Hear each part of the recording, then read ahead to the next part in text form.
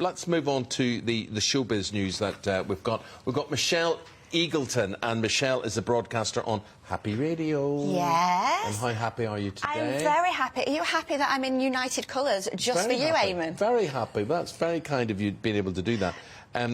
Isabel was talking about Ed Sheeran not so long ago and this court win that he had. Yeah, so he's had a win, but he's saying nobody's a winner when these sorts of cases end up in court. Well, absolutely. This has been going on for quite some time. We're talking about his hit Shape of You, out in 2017, one of the best-selling songs of that year.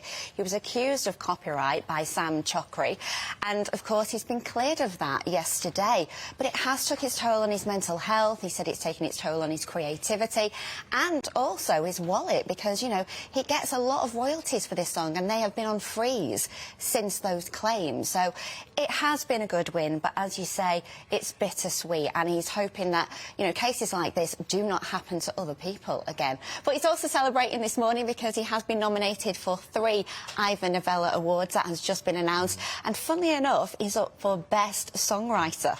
And this is why he's up for so many awards. This is what the man does best.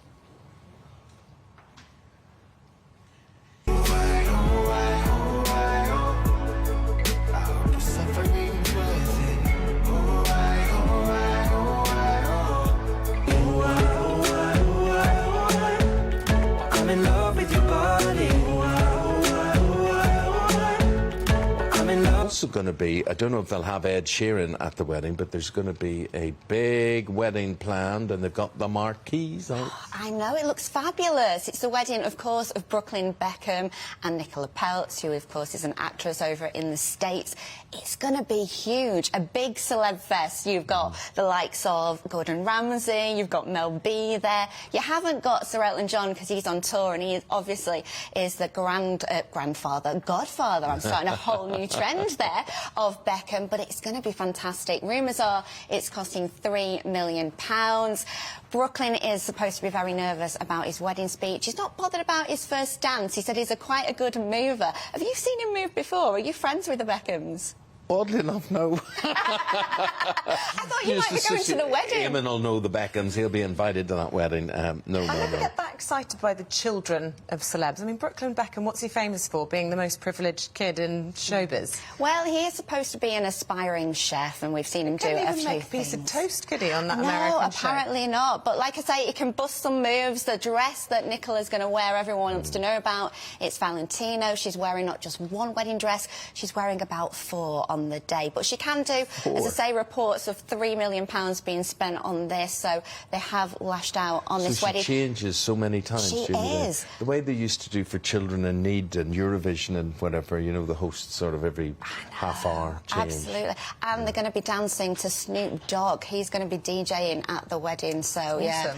There's going to be lots of moves busted on that dance floor, but Brooklyn does say he might cry because he's quite an emotional person. So, you know, if your husband doesn't cry on your wedding day when he sees you walk down that aisle, I think that's shocking. Yeah, I think it's nice if a guy cries on your wedding day. I dread my daughter getting married because I wouldn't be able to string 2 words together throughout the whole bless day. you. Yeah. But you see, the thing is, my Isabel here, it's... I knew you were going to say this. Well, see, you're so vain. You knew what I was going to say. Isabel thinks she is a dead ringer, a doppelganger. No, I don't. She thinks she is Kate. No, I wish the I was. Duchess of I'm a good Cambridge. 10 stone heavier than her. No, but they're on the lookout. They're on the lookout for a Kate look-alike. Yeah. I see it. I see the resemblance, yeah. But it is Kate when she was 16. So. All right. I'm not saying nothing at all. But no, it's for The Crown, the Series 6 of The Crown. They're on the lookout for Kate, William and Harry, so they are keeping it very up to date. That series is going to follow them through 1998 to 2005. So if there are any Kate lookalikes out there, you know, this is going to be a great role. And obviously there's going to be more of The Crown, so she could be seen right through it. So actually, Series 7, it could be Isabel's chance, you know? No, but my Isabel is she is a Kate like you are.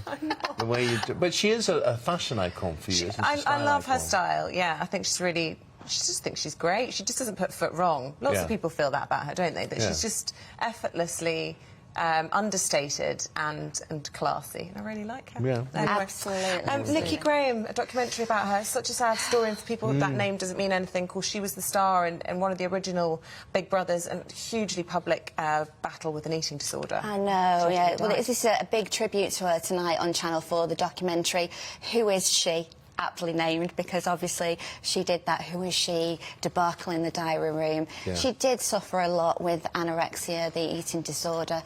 It's the anniversary of her passing on Saturday, but this is going to be a celebration of her life, you know. She was such a fun character, and it's going to be a rise to fame. You're going to hear from her family, her close friends, Imogen Thomas, who starred in Big Brother with her, and they are all saying some lovely things about her. There's some home videos and archive in there as well. Do you know she actually started out on Blind Date, though? Did she?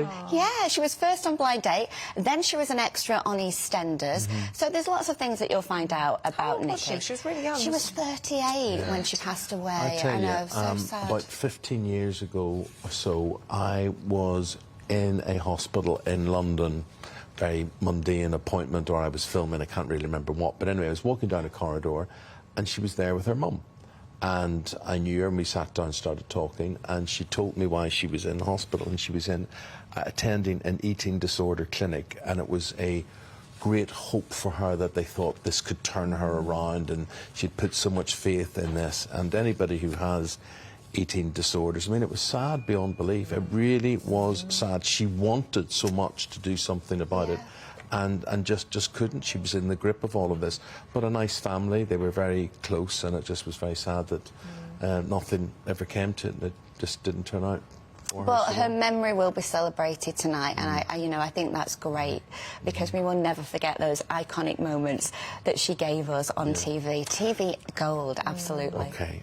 Listen, lovely talking to you, Michelle. You're on radio again today, are you? I am, making 4 you till 7? happy, 4 till 7, happy radio. Happy radio, happy rest of today. And thanks for making it such a happy experience for us here in Manchester. Thank you. Fabulous. I shall go and visit you in London anytime. Oh, great. We'll take you up on that. Thanks, Michelle. God bless. Stay